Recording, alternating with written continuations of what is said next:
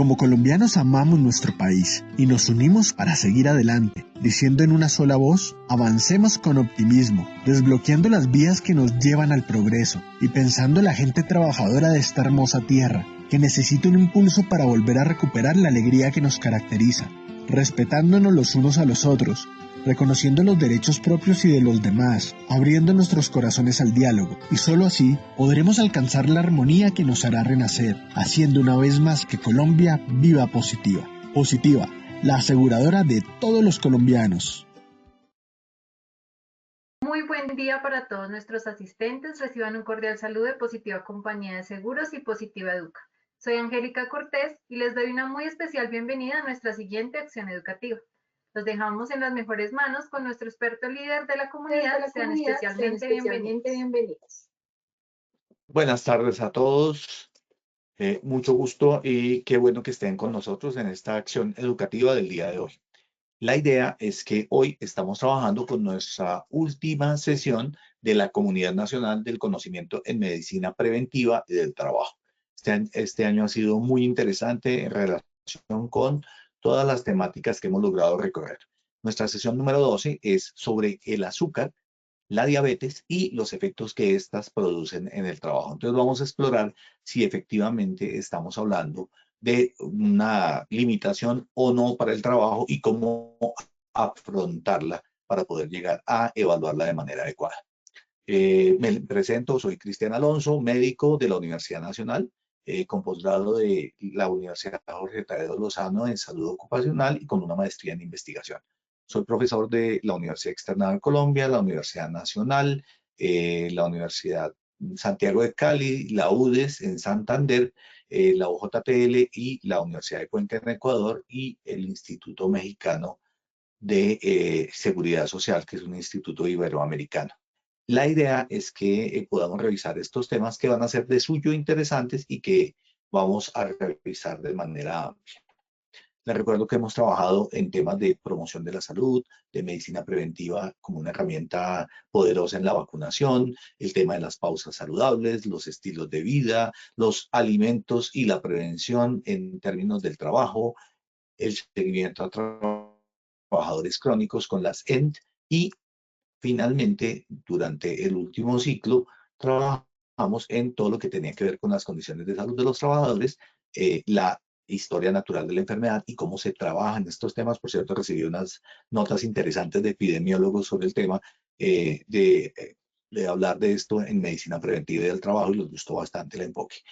Los pilares de la promoción en la salud como el descanso y el consumo de tabaco y vapeadores, donde estuvimos revisando una serie de mitos sobre los mismos. Y en la conversación de intercomunidades revisamos el tema del consumo de alcohol.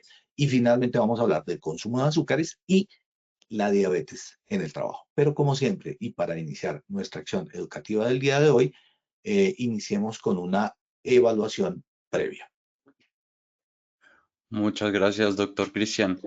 Le recordamos a todos nuestros asistentes que al iniciar y al terminar esta sesión educativa, siempre contamos con nuestro sondeo para saber con qué conocimientos llegan nuestros asistentes y saber con qué conocimientos adquirieron en esta acción educativa. Así es, comenzamos con nuestra primera pregunta. Sobre la diabetes y el trabajo es cierto. A. No produce efectos en el trabajo. B. Afecta la productividad laboral. C. Genera pocos costos médicos. D. Ninguna de las anteriores. E. Todas las anteriores. Le haremos 15 minutos a nuestros asistentes. 15 segundos, perdón. Estos son los resultados de nuestra primera pregunta. A. No produce efectos en el trabajo con un 4%. B. Afecta la productividad laboral con un 73%. C. Genera pocos costos médicos con un 0%. D. Ninguna de las anteriores con un 4%. E. Todas las anteriores con un 19%. Seguimos con la segunda pregunta. Los tipos de diabetes son A. Diabetes tipo 1, diabetes tipo 2 y gestacional. B. Hipoglicemia. C. Pancreatitis. D. Ninguna de las anteriores. E. Todas las anteriores. Le daremos 15 segundos a nuestros asistentes. Estos son los resultados de nuestra segunda pregunta. A, diabetes tipo 1, tipo 2 y gestacional, 73%. B, hipoglicemia, 6%. C, pancreatitis, 0%. D, ninguna de las anteriores con un 2%. E, todas las anteriores con un 19%. Continuamos con nuestra tercera y última pregunta. El consumo de azúcar produce A, fatiga y menor productividad, B, alteraciones del sueño, C, afectación del estado de ánimo, D, ninguna de las anteriores, E, todas las anteriores. Le daremos 15 segundos a nuestros asistentes. Resultados de esta tercera y última pregunta. A, fatiga y menor productividad con un 13%, B, alteraciones del sueño con un 5%, C, afectación del estado de ánimo con un 3%, D, ninguna de las anteriores con un 7%, E, todas las anteriores con un 72%. Siendo así los resultados de este sondeo inicial, le damos paso al doctor Cristian. Muchas gracias, eres muy amable. Bueno, vamos a revisar en estos temas y ustedes saben que como siempre arrancamos con una frase para poder revisar sobre algún autor. Desafortunadamente, en temas de diabetes como tal, no encontré ninguna frase que fuera escrita por alguien famoso, pero sí una frase anónima muy interesante que es de la Academia Americana de Manejo de Diabetes. Y en esta dice lo siguiente. La diabetes son como frases motivacionales sobre el tema. La diabetes no te define, no define quiénes somos, sino cómo elegimos vivir con ella. Hagamos las elecciones saludables e inspiremos a otros a hacer lo mismo. El tema tiene que ver precisamente con esto y es cómo, si bien es cierto, uno no es una diabetes, uno es una persona con un nombre específico. Y esto lo digo porque nosotros en medicina es muy simpático cuando vamos haciendo los recorridos y viendo en el hospital a los pacientes, porque usualmente decimos, este es el de la diabetes o este es el de la insuficiencia cardíaca, en fin. Pero la persona no es una patología, la persona es un individuo que define cómo va a vivir con esa patología.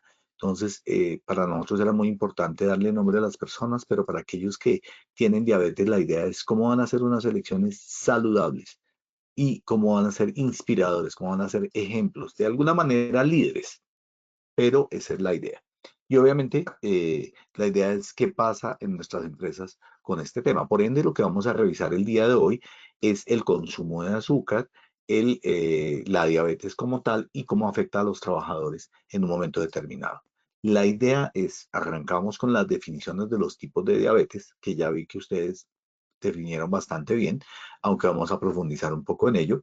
El consumo de azúcar anormal, las estadísticas que hay en Colombia de diabetes, es decir, cuánta población podemos esperar de diabetes en un momento determinado, el impacto en la salud que tiene la diabetes, que es bastante complicado, así como el impacto del consumo de azúcar en trabajadores que pueden estar sanos o diabéticos. Y finalmente, ¿qué estrategias de prevención hay? Entonces vamos a hacer algo muy sencillo, como un decálogo de manejo y dónde deberemos poner mayor atención en términos de promoción y prevención. Efectivamente, cuando revisamos los tipos de diabetes, tenemos una diabetes tipo 1, que es la diabetes que se da en la juventud, la diabetes tipo 2, que puede aparecer después de los 18 años, la diabetes gestacional y efectivamente hay muchos otros tipos de diabetes, los llamamos diabetes mellitus menores. Entonces la idea es entrar a poder revisar este tipo de patologías que son distintas y que vamos a mirar cuáles son. Entonces, la diabetes tipo 1. Lo más interesante es que la persona no produce insulina o produce muy poca. ¿Qué hace la insulina? Básicamente tomar del compartimento sanguíneo en plasma e introducirlo en las células. Entonces, obviamente que cuando no se hace esta labor de introducir a las células la glucosa, se van a mantener altas, con lo cual vamos a tener uno de los principales identificadores de la diabetes, que es un aumento de la glicemia, y ese aumento de la glicemia es lo que conocemos como, entre comillas, diabetes, que no necesariamente lo es, y ya vamos a ver el porqué. Aquí el sistema inmunitario, es decir, nuestro sistema de defensa, ataca y destruye las células que producen la insulina. Entonces, en este caso es autoinmune. Se manifiesta a cualquier edad. Usualmente la encontramos muy presente en la infancia y en la adolescencia, que era lo que les decía al inicio. Se trata con insulina inyectada o inclusive con bomba de insulina. Ahorita vamos a mirar esos nuevos temas de tratamiento porque digamos que uno se queda pensando en cuanto al tratamiento que se manejan todavía técnicas antiguas. Esto se ha modernizado bastante y ya les voy a mostrar el cómo y digamos que esto digamos, está llegando a unos límites muy interesantes en términos de automatización. La diabetes tipo 2, en donde el cuerpo produce insulina. O sea, aquí hay producción de insulina, la anterior es muy poquita la insulina que produce, pero las células no responden bien a ella, es decir, son resistentes a la insulina y no pueden absorber suficiente glucosa de la sangre. Recuerden que la insulina hace el paso de la glucosa que está en la sangre hacia las células y esto no lo hacen bien cuando están en una diabetes tipo 2. Es la forma más común de diabetes, es la que más vamos a encontrar cuando una persona dice que es diabético, muy seguramente es un tipo 2, y se presenta también a cualquier edad, aunque es más frecuente cuando estamos hablando de mayores de 40 años. El tratamiento inicia con hábitos, y eso significa que vamos a trabajar con dieta hipoglucida, es decir, baja en azúcar, realmente baja en azúcar, y actividad física.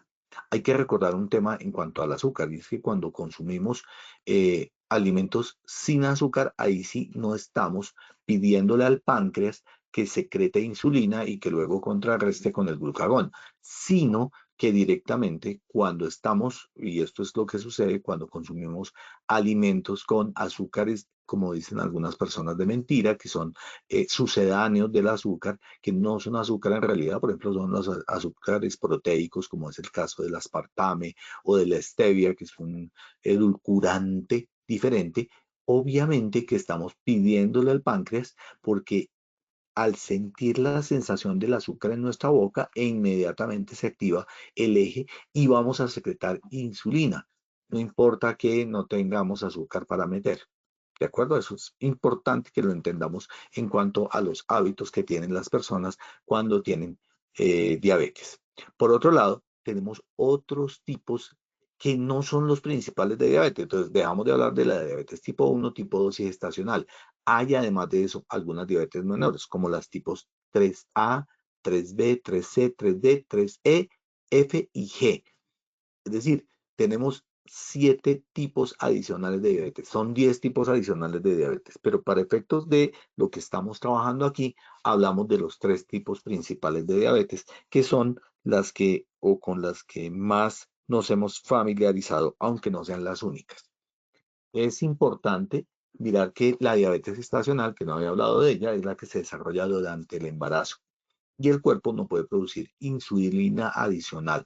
Recuerden que al tener un bebé y al tener ese volumen adicional, significa que estamos alimentando otro ser, estamos manejando otro ser adicional a la madre, lo cual quiere decir que hay un requerimiento extra tanto en la glucosa como en la insulina y el páncreas de la mamá no da suficiente carga. Entonces, en ese orden de ideas, se genera una diabetes, más por insuficiencia que porque reaccionemos o porque las células del páncreas no van a producir suficiente. Allí el tema es más bien un tema de no producción porque la mamá no genera suficiente para poderlo manejar con los dos. Muy bien. La diabetes mellitus, especialmente la tipo 2, que es la más común, tiene un impacto significativo en los trabajadores. Cuando uno entra a mirar la literatura y que se explica sobre este tema, encontramos que hay muchas afectaciones en el trabajo por parte de esta diabetes. Entonces, por ejemplo, para citarlo solamente el trabajo de alturas, pero ahorita vamos a mirar muchos más impactos que tiene. Luego, y como lo hemos visto, en esta comunidad, la idea es entrar a manejar las ENT, que son aquellas entidades no, digamos, crónicas, no traumáticas, que van a afectar la vida del trabajador sin que necesariamente ella sea enfermedad laboral. Muy bien, vamos a resumir algunas relaciones clave entre la diabetes y el ámbito laboral. Entendiendo que esta es una condición crónica, excepto la del embarazo, que digamos que al finalizar el embarazo suponemos que se disminuye la carga y por ende ya nuestro páncreas va a producir la insulina necesaria para poder manejar el cuerpo de la persona, pero hay que tenerla obviamente suplementada eh, durante el embarazo. Bien. Por otro lado, es muy interesante, aquí les dejo tres referencias, una de Cielo, que es prediabetes y diabetes en América Latina, los avances tecnológicos en el manejo de diabetes y la visión epidemiológica de la diabetes en la región. Inicialmente, lo que vamos a hacer es entrar a mirar qué sucede con la estadística, es decir, qué tantos diabéticos hay, qué tanto podemos esperar en nuestras empresas, porque uno podría pensar, bueno, si esto es muy pequeño, pues no lo vamos a hacer. Vamos a suponer que tenemos una empresa de 100 trabajadores y estas cifras van a ir para allá y ahí vamos a hacer una deducción de cuántos trabajadores diabéticos podemos tener en razón de la cantidad de personas. Muy bien, entonces tenemos la prevalencia de diabetes en Colombia y lo que hemos visto es que según las estimaciones regionales, es decir, para toda América Latina, la prevalencia de diabetes tipo 2 incluye obviamente a Colombia, cuando hablamos de América Latina, se encuentra entre el 8 y el 10% de la población adulta. O sea que las personas que consideramos mayores de 18 años, hombres o mujeres, van a presentar por lo menos de cada 100, 8 a 10 o una de cada 10, por decirlo de otra manera, pero 8 de cada 100 van a tener diabetes. Y esto significa que si yo tengo una prevalencia inferior, yo tengo que buscar dónde tengo los otros diabéticos porque fijo, esta cifra no falla. En Colombia se supone que hay más de 2 millones de personas que viven con diabetes y un alto porcentaje desconoce el diagnóstico. Por eso, un poco la labor en temas de promoción y prevención es la búsqueda de esa cifra mínima, que es un poquito más alta en términos de búsqueda y de lo que dice el ministerio que hay de prevalencia. Están hablando más o menos entre un 20 y un 30%, o sea que es 2 a 3 personas de cada 10. No obstante, las cifras del año 2024 son estas que les estoy diciendo, 8 a 10% de la población como prevalencia.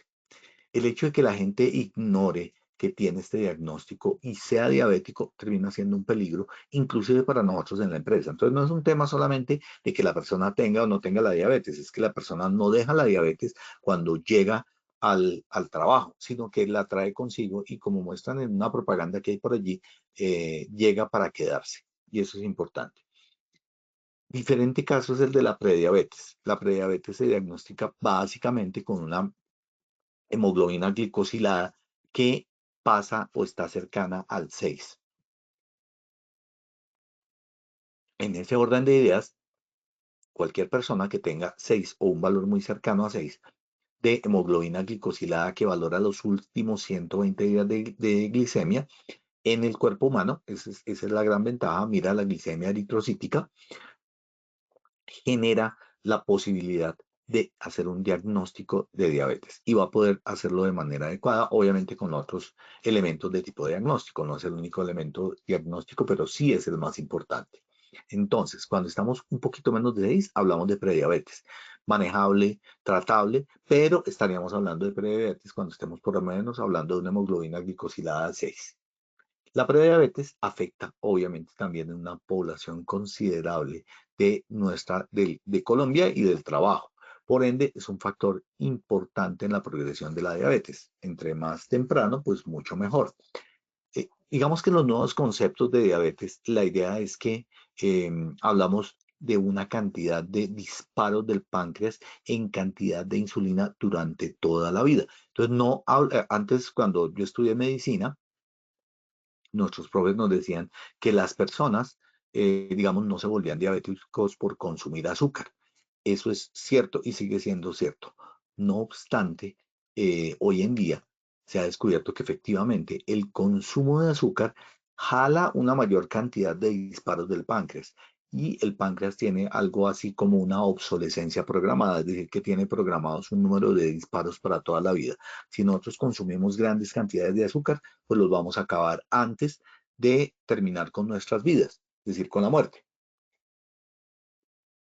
Por ende, es importante ser muy claros en que esta cantidad de disparos nos deben alcanzar para toda la vida. Si no, lo que va a pasar es que vamos a comenzar a tener una diabetes. Y la vida con diabetes definitivamente no es una vida agradable. Entonces ya les voy a mostrar qué sucede, pero es un concepto moderno en cuanto a la diabetes. Por otro lado está el impacto que este tiene en la salud pública. ¿Qué tan importante es la diabetes en Colombia y en general para el sistema de salud? Pues resulta ser muy importante. Primero, porque es una causa muy frecuente de morbilidad. 8 a 10% de la población tiene diabetes. Resulta ser una carga bastante alta. Por otro lado, tiene unas complicaciones asociadas hartísimas. Por ejemplo, el hecho de tener la insuficiencia renal. Entonces, una diabetes que comienza a dañar el riñón, entendiendo que entre la diabetes y la hipertensión tienen la mayoría de las causas conocidas de insuficiencia renal, pues termina siendo muy oneroso para las personas. Pero no es la única. Produce problemas cardiovasculares. De hecho, se entiende la diabetes como una vasculitis, una microvasculitis, y en ese orden de ideas, pues obviamente que va a afectar a todos los órganos, porque todos los órganos tienen irrigación sanguínea. Tenemos daños renales, ya les había hablado de la insuficiencia, los neurológicos, la diabetes puede causar neuropatías específicas, entonces puede producir síndromes como el síndrome del túnel del carpo, el síndrome del cubital. Es muy importante tener en cuenta que esto puede pasar en los diabéticos y también tiene una afección importante de la retina y por ende se genera una retinopatía diabética. Obviamente la persona va a perder la visión y va a perderla por efecto de la diabetes. Hay una cosa muy interesante y es que uno escucha decir a los pacientes, esto es algo que yo escucho con bastante frecuencia, que cuando les dieron la insulina los perjudicaron porque se volvieron ciegos o porque empezaron a perder una muy importante porción de su visión. Esto es obviamente la coincidencia entre el agravamiento de la diabetes y el hecho de que necesite para ese momento la insulina. Entonces la insulina no es lo que lo vuelve ciego. La ceguera debida a la diabetes es la consecuencia por la cual usted termina aplicándose la insulina. Entonces, siempre es muy importante despejar este tipo de dudas, aunque estoy seguro que, aunque uno lo cuenta muchas veces, muy seguramente muchos pacientes van a seguir pensando lo mismo. La idea es que nos crean porque esto es así. Entre las complicaciones reportadas para enfermedades cardiovasculares, hablamos de un 20%, y en el pie diabético un 5%, un 8%, que es una tragedia, porque terminan amputados estos pacientes, no bravos, que sería sino amputados, que significa la pérdida o desaparición de una parte del órgano, fruto de que tenemos que echarle cuchillito porque la vasculopatía que tienen hacia el pie no permite una buena irrigación y entonces hay la muerte y el tejido necrótico consiguiente, por ende se tiene que amputar. Sobre todo son de pie, antepié y dependiendo de qué tan profunda sea la afectación vascular, pues va a ser un poquito más alta la amputación. Es importante, clarísimo, tener en cuenta lo mismo que les decía con la insulina.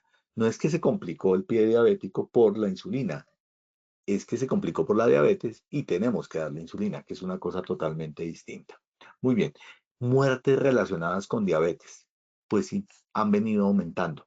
En América Latina la diabetes está clasificada como una de las principales causas de mortalidad, dentro de las principales causas de mortalidad. Por ende, la afectación que genera la diabetes en el individuo, pues es muy, pero muy importante. Estamos hablando de problemas neurológicos, problemas cardíacos, amputaciones, daño renal, daño de retinopatía, y eso significa que los pacientes, cuando no se tratan la diabetes y no son juiciosos, pues van a tener grandes problemas. Y obviamente que cuando uno le diagnostican una enfermedad de esta magnitud, la primera reacción de los seres humanos es la negación.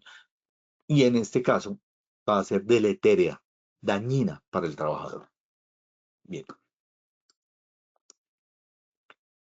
¿Qué niveles puede llegar a generar la diabetes de impacto en el trabajo? Entonces, ¿puede afectar la productividad? Sí.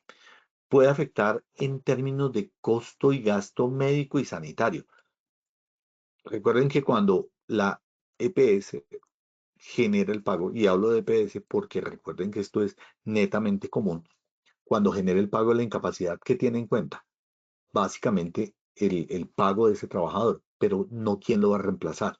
Luego y por ende, cuando esta persona se comienza a incapacitar o yo necesito que se incapacite, porque ahorita vamos a hablar de eso, eh, está generando costos adicionales para la empresa, porque la empresa igual va a tener que reemplazarlo. Él va a recibir su salario, pero la empresa va a tener que poner a alguien en el cargo. Por otro lado, está la indudable diferencia que existe en la diabetes en las mujeres y en los hombres. Hay una diferencia en el género. Este se va a mantener así uno haga el transgénero y entendiendo pues que al tener el transgénero, en el caso de los hombres que se vuelven mujeres, van a tener que aplicarse hormonas. Y las hormonas son las que están correlacionadas con esta diferencia que hemos hablado en la diabetes. Vamos a explorar un poquito este tema. Y obviamente también tiene otros sectores laborales donde hay afectación. Pero si gustan el tema, vamos a comenzar a mirarlo ya en profundidad. Muy bien, ¿qué pasa con la productividad laboral y la diabetes?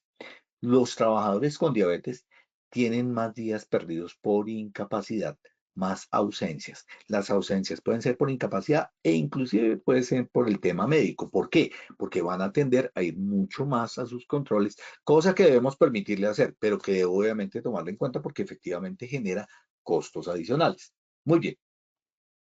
Por otro lado, recuerden que digamos que el trabajador al generar esta incapacidad, ¿qué tan importante puede ser en el mundo? Resulta que en los estudios que les dejo aquí en la bibliografía, dicen que se pierden alrededor de 4 días laborales al año en los diabéticos, fruto de su productividad. Y esto obviamente incrementa los costos, que pueden alcanzar más o menos unos $680, no está en pesos, está en dólares por persona.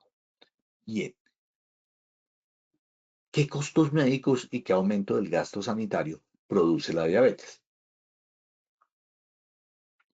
Los trabajadores con diabetes tienen un mayor costo médico, clarísimo. Entonces, la carga de enfermedad, fruto no solo del diagnóstico, sino del costo que tienen, va a generar costos no solamente para el empresario, para el trabajador, no solamente para la IPS, sino también para el empleador, incluyendo las consultas, las hospitalizaciones, ya sean ambulatorias en términos de consulta o laboratorios, porque igual toca hacer un seguimiento y la idea es que nosotros como empresa no solamente permitamos el desplazamiento a la consulta, sino que lo incentivemos, porque eso nos va a mantener a la persona mucho mejor controlada. Bien, adicionalmente a a la incapacidad como tal, recuerden que la diabetes se acompaña de mayor riesgo cardiovascular y mayor estrés psicosocial. Primera correlación, no solamente con el costo, no solamente con la productividad, sino que además de eso genera estrés de tipo psicosocial, que obviamente vamos a tratar de diferenciarlo del laboral puro. Aquí el tema es la diabetes como un generador de incapacidad. Por otro lado, les anuncié que íbamos a hablar de las diferencias de género. Yo reconozco sé que hay muchos más géneros que el masculino y el femenino. Claro que sí, es indudable. Pero si usted tiene hormonas femeninas, debemos entrar a hacer las siguientes consideraciones que son importantes. Las mujeres con diabetes generan muchas más incapacidades por enfermedad que los hombres. Y lo que se ha visto en los estudios es que las mujeres diabéticas tienen mayor costo de tratamiento en comparación con los hombres. No es una misoginia, es simplemente una cifra que encuentro en los estudios y en estudios de seguimiento de cohortes. Muy bien.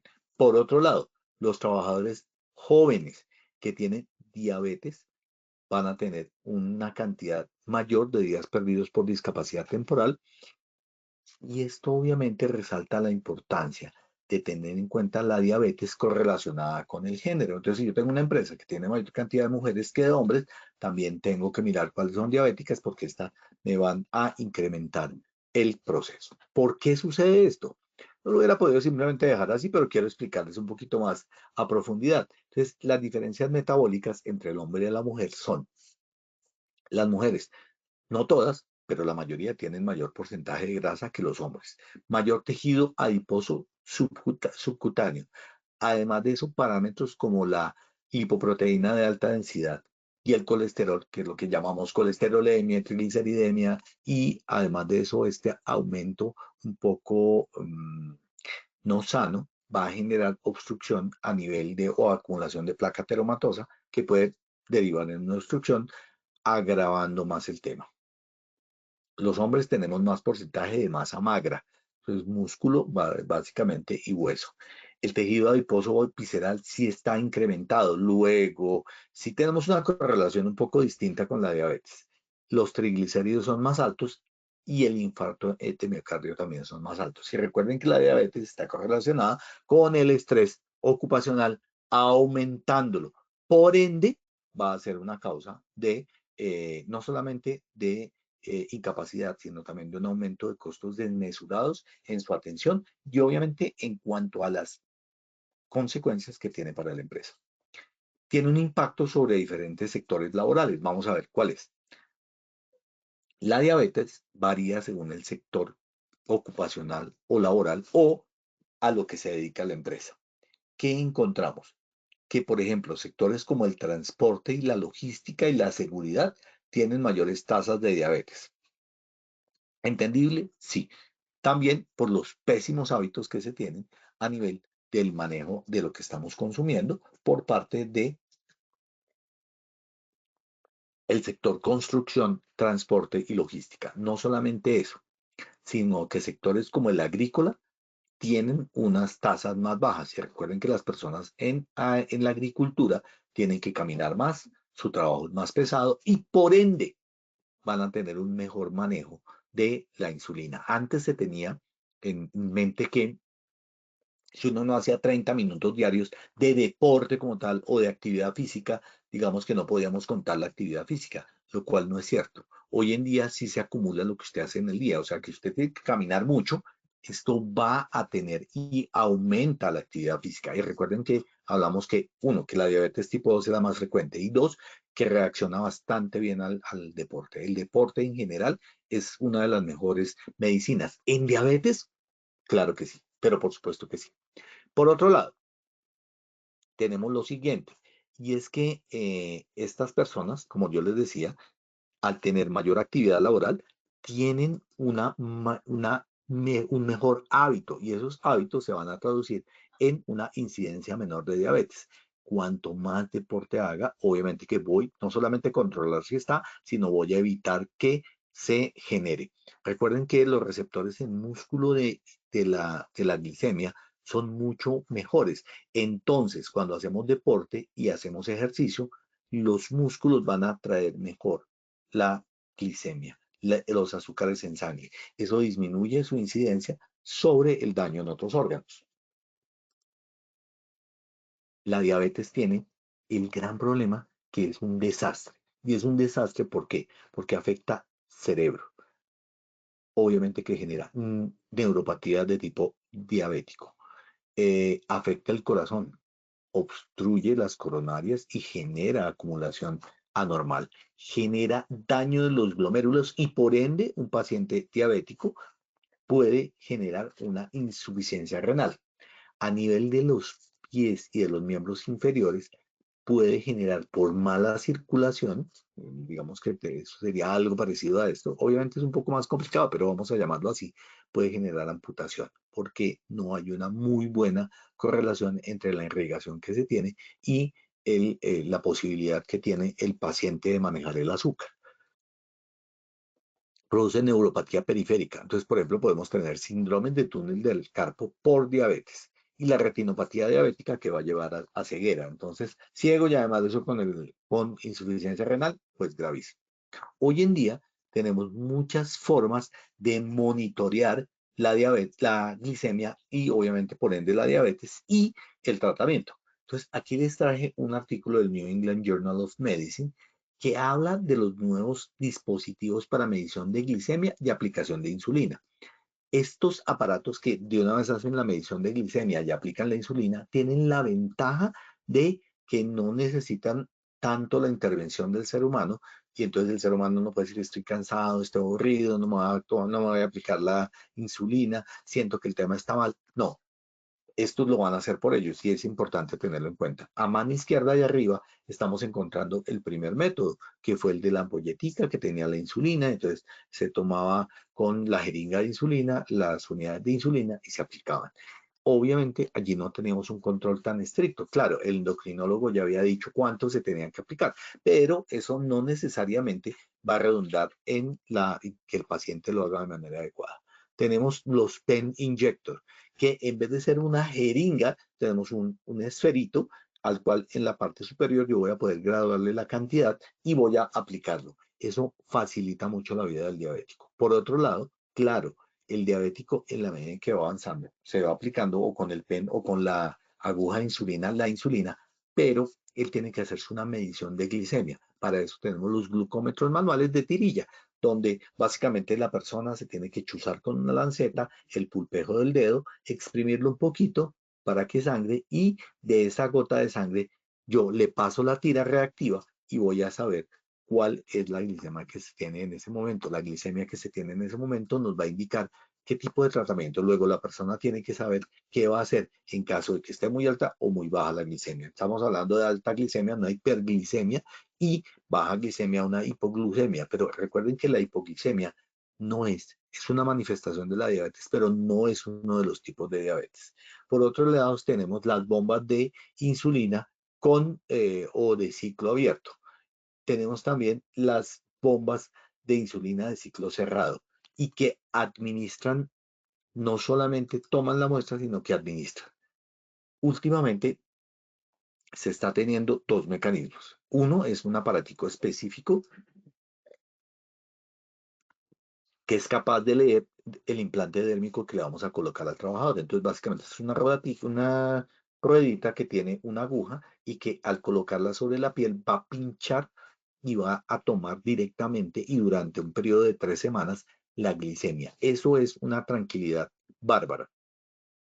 Y entonces este aparatico que va a colocarse allí, yo básicamente puedo comprar el lector o el mismo celular va a leer la glicemia y puede además de eso generar, al tener esta forma fácil de medición y continua de la glicemia, cómo se está comportando en el tiempo. Obviamente que yo también puedo medir insulina, puedo medir glucagón, puedo medir otros parámetros, pero el principal es la glicemia y obviamente para hacer un control en el tiempo, la hemoglobina glicosilada, que me va a dar hasta 120 días. Esto es lo que hay hoy moderno y la idea es que cada vez sean más automatizadas y no dependan de la decisión del ser humano.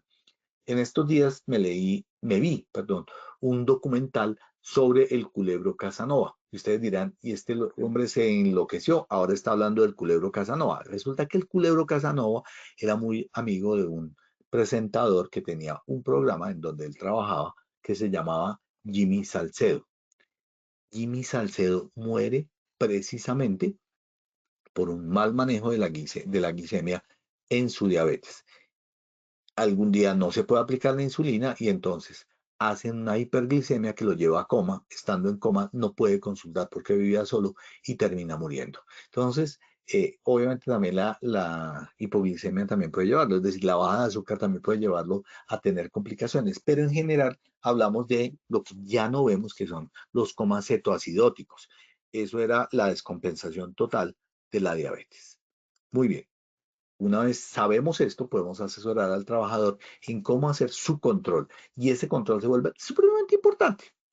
¿Cuáles son las intervenciones? Entonces yo les decía, ya vimos cuáles son las afectaciones que tiene a nivel del trabajo la diabetes. Es decir, que si hablamos del individuo, pero solamente para encuadrarlo dentro del ámbito de la diabetes. Los trabajadores diabéticos deben ser comunicados.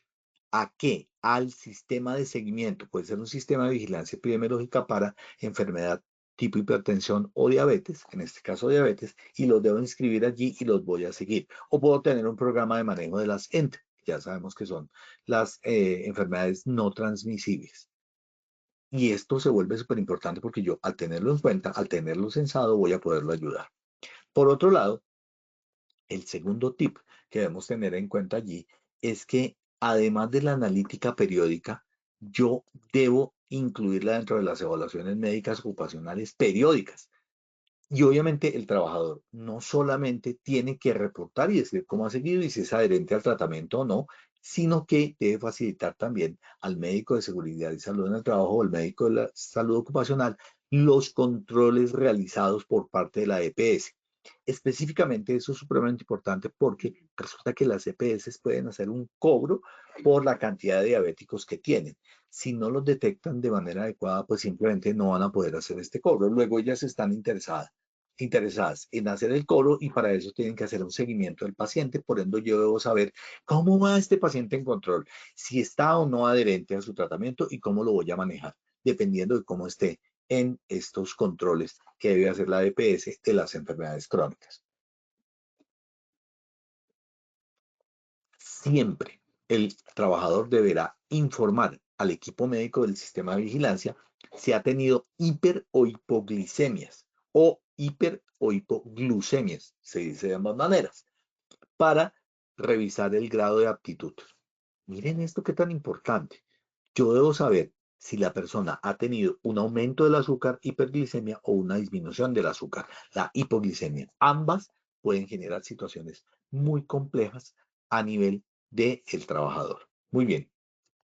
La medicación, obviamente, como les decía, no en la tipo 1, pero sí en la tipo 2, es, por ejemplo, la ingesta de alimentos de manera frecuente. Entonces, si el trabajador me va a hacer una hipoglicemia y se me va a desmayar y va a tener un golpe adicional, que sí, ese sí se me va a volver laboral, aunque yo podría alegar que fue por la diabetes, finalmente usted tiene un problema entre manos. Entonces, uno como empresario debe decir, debo tener a estos trabajadores dentro de mi visual para poderlos ayudar. Porque además de eso, 8 de cada 10 o 8 de cada 100 o 10 de cada 100 en la empresa seguramente tienen diabetes. Bueno, eso es supremamente clave. Entonces yo tengo que saber si el paciente o tuvo un pico alto de azúcar o tuvo un pico bajo de azúcar, que es la hipoglicemia, y debo poder tener la posibilidad de ayudarle, porque cuando la persona tiene esos picos tan bajos por la cantidad de insulina de la glicemia, por lo que tengo que darles un dulce, que usualmente no lo voy a dar, porque resulta que es claro que al darle azúcar a un diabético, pues le estoy haciendo un daño. Lo que pasa es que si tiene una hipoglicemia, pues este es el tratamiento perfecto. Muy bien, ¿qué más? Entonces recuerden, estos son los síntomas de hipoglicemia y de hiperglicemia. El médico debe tenerlos clarísimos y debe comunicárselos al paciente. Entonces, sudoración, cuando les da la hipoglicemia, sudoración, palidez, se ponen irritantes, irritables, perdón, no irritantes, sino irritables. Tienen hambre, les falta coordinación y además de eso, tienen somnolencia. Imagínense en un conductor esto. Dijimos que los conductores son los que más tienen presencia de diabetes. Entonces, imagínense lo que vamos a tener allí. La hiperglicemia les da boca seca, sed, debilidad, dolor de cabeza, tienen visión borrosa y tienen ganas de orinar constantemente, lo cual llamamos como poliuria. Y el hambre que va a tener polifagia. Cuarto tipo, si pasa periodos de descontrol glucémico, es decir, donde está o alta o baja la glicemia, lo que vamos a hacer es evitar ciertos riesgos en el trabajo. Por ejemplo, riesgo de altura. No es dable que una persona diabética la subamos a un andamio, la subamos a una altura a trabajar. Recuerden que en Colombia determinamos que es a partir de 1,50 el trabajo en alturas. Luego yo debo saber si el paciente es diabético o no, o si tiene hipercolesterolemia o no. Muy bien. Por otro lado, no lo voy a poder someter a trabajos en espacios confinados. Recuerden la definición de espacio confinado. Es un sitio que tiene una sola entrada, una sola salida y donde hay la presencia de diferentes químicos que pueden inclusive afectar el intercambio gaseoso del pulmón. Entonces, no deberíamos llevarlos allí cuando estén en descontrol glicémico. En los sistemas de vigilancia epidemiológica o de programas de vigilancia epidemiológica, ya les dije que yo no me meto en esos berenjenales que últimamente están discutiendo si es protocolo o si es programa o si es sistema. Es sistema, pero la idea es que podamos hacerle el seguimiento al paciente. Por otro lado, muy interesante que se haga este seguimiento de estos pacientes para ver cómo se les suministra azúcar, porque estén en una hipoglicemia, o cómo se hace para hacer, si le estoy dando la comida, por ejemplo, en el trabajo, una comida que él tenga que comer equilibrada y que si él no sabe hacerlo, pues definitivamente nosotros como empresa sí tenemos la responsabilidad de mantenerlo controladito. Muy bien. Por otro lado, el descontrol de la glicemia genera aspectos como heridas en pies. Entonces, para nosotros el pie en las personas diabéticas, a nosotros los médicos, el pie en las personas diabéticas se vuelve supremamente importante. Entonces tenemos que enseñarle cómo hacer su cuidado. Lo más importante aquí es que siempre lleve un control de las glicemias que se está haciendo. Eso también se lo recomendamos a las personas con tuberculosis y al resto de la población, pero sobre todo aquí a estos pacientes. Por otro lado, recuerden que los pacientes tienen que aprender y nosotros dentro del ámbito médico cómo recomendar el zapato adecuado para que las personas no se lesionen en el pie. Recuerden que van a tener problemas de cicatrización, problemas de combate contra las bacterias, entonces van a generar mayor infección. Entonces es muy importante que entendamos cómo vamos a asesorar al diabético en cuanto al calzado que debe llevar. Y esto incluye obviamente el calzado de trabajo, como un EPI, y obviamente yo no puedo tener una bota que tiene una puntera de acero, porque de pronto si el paciente tiene un pie diabético, pues no la va a poder utilizar. Entonces, la idea es que nunca hagamos digamos, subir alturas a una persona que tiene la patología o a una persona que es del transporte cuando está en estas épocas de descompensación. Muy bien. También es importante que las personas hagan una muy buena higiene. Esto parece como que, ay, ¿por qué no me dijo la insulina o el hipoglicemiante oral? Porque estas medidas son también supremamente importantes. ¿Cuáles? El hecho de que la persona se mantenga lavadas los intertrigos, es decir, entre los dedos, y estos pliegues donde por la gordurita si tienen, se acumula, digamos, este tipo de temas. Usualmente detrás de la oreja también se acumula, entonces toca hacer una muy buena limpieza. ¿Para esto qué? Pues obviamente ya sabemos que no se van a colocar los elementos de protección personal, pero yo tengo que favorecerlo. Por otro lado, recuerden que la idea es que el diabético en esta dinámica sanguínea que tiene, sus células de defensa no salen de manera adecuada. Por eso es que el pie diabético se caracteriza por una necrosis, porque el linfocito no lo puede defender de manera adecuada, entonces va a ganarle y va a generar una lesión. Es recomendable siempre generar vacunaciones, campañas de vacuna antitetánica, antiviral. Los pacientes con diabéticos requieren un mayor seguimiento. Aquí les muestro unos tips sobre el manejo de calzado, no solamente fuera del trabajo, sino dentro del trabajo. Entonces, utilizar calzado de piel con cordones o con velcros. También se puede mirar cómo no se lleva la ropa extremadamente apretada. La puntera del trabajo del zapato debe ser redonda y no puntura porque va a permitir la acumulación de los dedos al final, que se espichen y que sude mucho en los intertrigos, es decir, en el espacio que hay entre los dedos. No debe utilizar siempre el mismo calzado, puede alternarlo. El calzado para pie diabético es un calzado especial que no tiene presión. No se debe utilizar calzado con abertura o con tiras, porque esas tiras pueden generar lesión sobre el pie, lo mismo si solamente tienen la parte superior.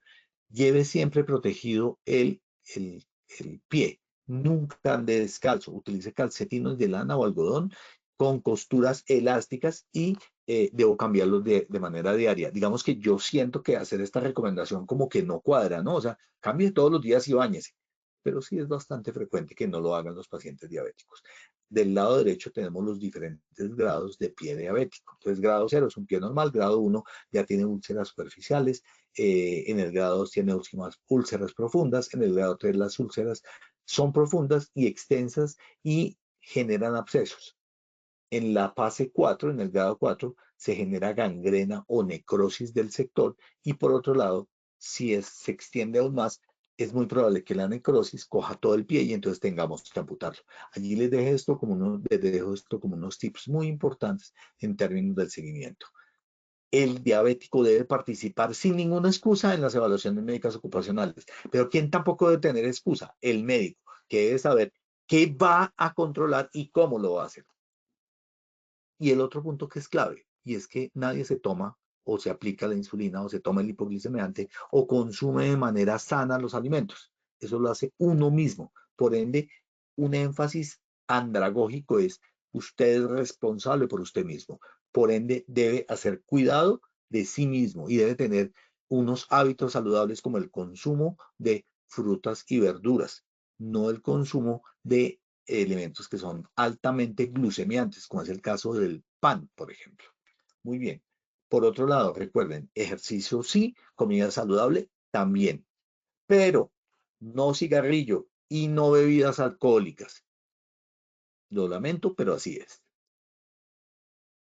Si quieren mayor información, por ejemplo, la Asociación de Diabetes Americana contiene bastante información de qué hacer en estos casos. También les voy a dejar un par de estudios para que puedan mirar qué debemos hacer a nivel de diabetes en la empresa. Pero no les respondí la pregunta de cuándo es saludable el consumo de azúcar. El azúcar definitivamente es una fuente de energía para el cuerpo. Obviamente que cuando se consumen carbohidratos complejos y alimentos integrales, este azúcar es mucho mejor y aprovechable por el cuerpo humano. Y obviamente la presencia de fibra. Entonces, por ejemplo, cuando hacemos un jugo, licuamos la fibra. No se coman el jugo de naranja, cómanse la naranja completa que sí tiene la fibra y la fibra ayuda a la absorción y el mejor manejo del azúcar. La Organización Mundial de la Salud habla de una ingesta diaria de azúcares libres que no debe exceder los 50 gramos. ¿Y eso cuánto es? Seguro, 3 donas lo superan. Entonces, la idea es no consumirlo allá. Muy bien. Obviamente que yo puedo hacer un incremento dependiendo del tipo de consumo que tengo, de consumo desde el punto de vista de actividad física. Y obviamente yo no puedo dejar el cuerpo desprotegido de azúcar. Luego, el azúcar per se no es mala. Por otro lado, recuerden, el consumo excesivo de azúcar se asocia, uno, con obesidad, dos, con problemas metabólicos y en el ámbito laboral ocasiona fatiga y menor productividad. Los altos niveles de azúcar obviamente que provocan fluctuaciones de glucosa en sangre y esos bajones que experimenta energéticos el paciente que consume energía, un azúcar muy alta y luego un bajo, va a generar dificultad para concentrarse, luego va a generar fatiga y menor productividad. Alteraciones en el sueño, va a tener mucho más somnolencia. El consumo elevado de azúcar lleva a una disminución de la calidad del sueño, pero afecta también el rendimiento laboral, la memoria y la toma de decisiones. Y por otro lado tenemos las afectaciones del estado de ánimo. Las dietas altas en azúcar están vinculadas a cambios del humor y obviamente a mayor irritabilidad, lo cual afecta el hecho de que podamos trabajar en equipo. De pronto ustedes pensarán, no, es que de pronto mi pareja tiene un gran consumo de azúcar porque tiene mucho mal genio. De pronto no, pero eso sí es importante tenerlo en cuenta. Estrategias para el consumo saludable. Obviamente, como les dije al inicio, optar por los alimentos que contengan fibras. No jugos, es mejor la fruta completa. Frutas y vegetales, obviamente, y reducir los alimentos procesados con altas cantidades de azúcares añadidos. La idea es evitarlos, pero pues obviamente que si uno tiene que comerse un pastel, pues se lo come. Y eso es también saludable cuando no estamos siempre pensando en estos temas todo el tiempo, pero la idea es no consumirlos. Distribuir las comidas en porciones pequeñas. La idea no es hacer grandes almuerzos, es tener unas medias nueves, una media tarde, una cena no muy frugal en la noche, lo cual va a evitar que hayan picos de azúcares y caídas de azúcar en la sangre. Lleven siempre su poncherita con diferentes tipos de alimentos como los que están viendo en las imágenes, que tengan frutas y verduras y obviamente también, y esto favorece la no creación de colesterol del malo, por ejemplo, los pecan, manicito, este tipo de cosas son bien interesantes. Les dejo varios sitios, además de todos los que les he comentado en la conferencia, para que puedan entrar y profundizar sobre la diabetes tipo 2 y el trabajo. De hecho, estos análisis son hechos sobre personas en el trabajo y el decálogo que les comentaba está allí descrito para que lo tengan en cuenta. Pero, si te parece, Juan, hagamos en este momento un sondeo a ver cómo nos fue. Muchas gracias, doctor Cristian. Sí, señor. Damos inicio a nuestro sondeo inicial. Esta es la primera pregunta. Sobre la diabetes y el trabajo es cierto. A. No produce efectos en el trabajo. B. Afecta la productividad laboral. C. Genera pocos costos médicos. D. Ninguna de las anteriores. E. Todas las anteriores. Le daremos 15 segundos a nuestros participantes. Les recordamos a nuestros asistentes que después de este sondeo final tendremos un pequeño espacio para sus preguntas. Estos son los resultados de nuestra primera pregunta. A. No produce efectos en el trabajo con un 4%. B. Afecta la productividad laboral con un 71%. C. Genera pocos costos médicos con un 0%. D. Ninguna de las anteriores 5%. E. Todas las anteriores con un 20%. Doctor Cristian, ¿cómo nos fue en esta primera pregunta? Nos fue súper bien. Efectivamente, es la pregunta B con un 71% y veníamos de tener una respuesta del 52%, obviamente con una tercera parte de las personas que tenemos ahora, en las cuales hemos llegado a unas 224. Vamos para la Seguimos siguiente, pero con... esa es la pregunta. Muy bien. Listo. Seguimos con la segunda pregunta. Los tipos de diabetes son A. Diabetes tipo 1, tipo 2 y gestacional. B.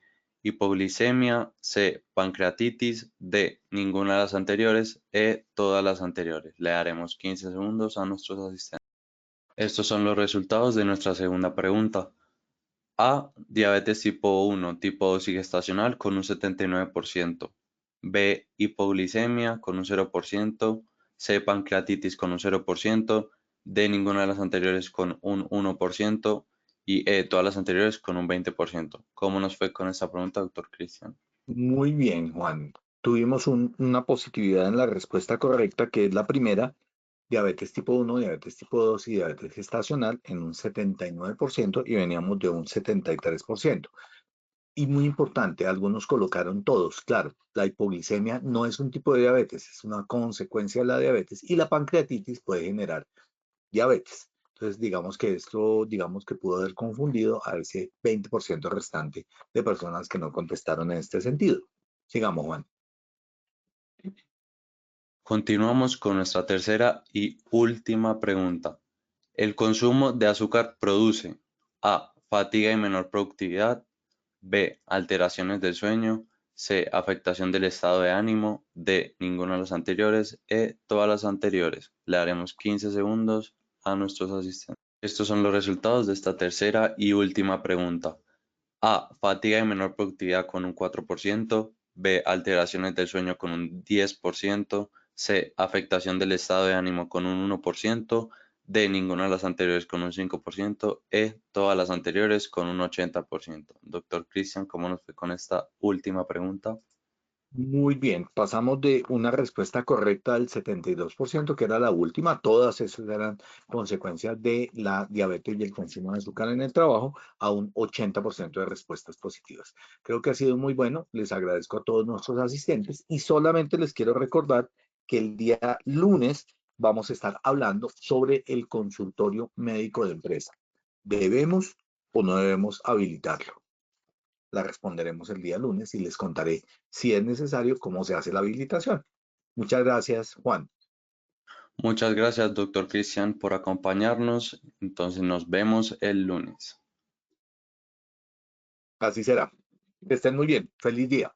Agradecemos a nuestro experto y a todos nuestros asistentes por su participación y acompañamiento. Los invitamos a que conozcan nuestro Centro Virtual de Enseñanza y Aprendizaje Posipedia, www.posipedia.com.co, donde encontrarán todas nuestras comunidades de conocimiento y mucha más información para que sigan conectados con nuestro Plan Nacional Multimodal de Educación en Seguridad y Salud en el Trabajo.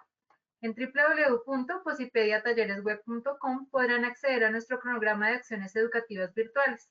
Recuerden que el certificado de este evento web se generará para todos nuestros afiliados de 1 a 8 días hábiles después de terminada esta acción educativa y podrán acceder a él por medio de nuestro portal Posipedia en la sección Educativa. Los dejamos con el siguiente video. Que tengan un muy buen día.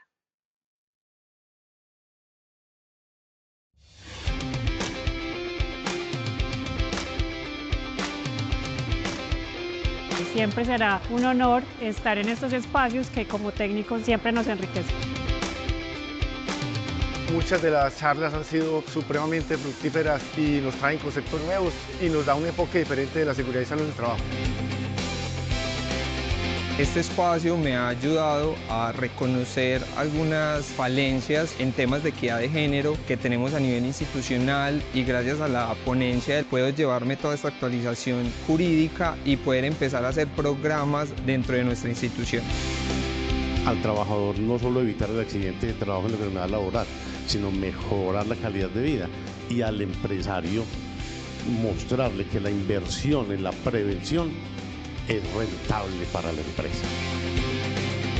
La compañía ha venido un camino de innovación en todo el tema tecnológico. Hoy estamos muy atentos y muy de la mano de las nuevas tecnologías, en todo el tema de realidad virtual, en todo lo que es el tema de inteligencia artificial.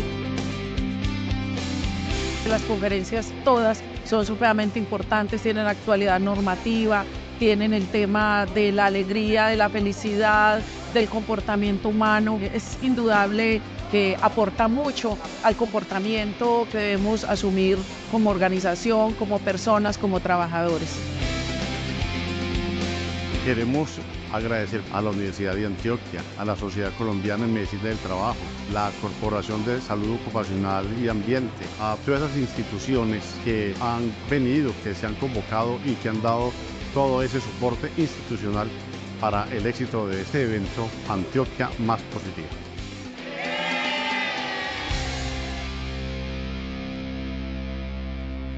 Colombia, potencia de la vida.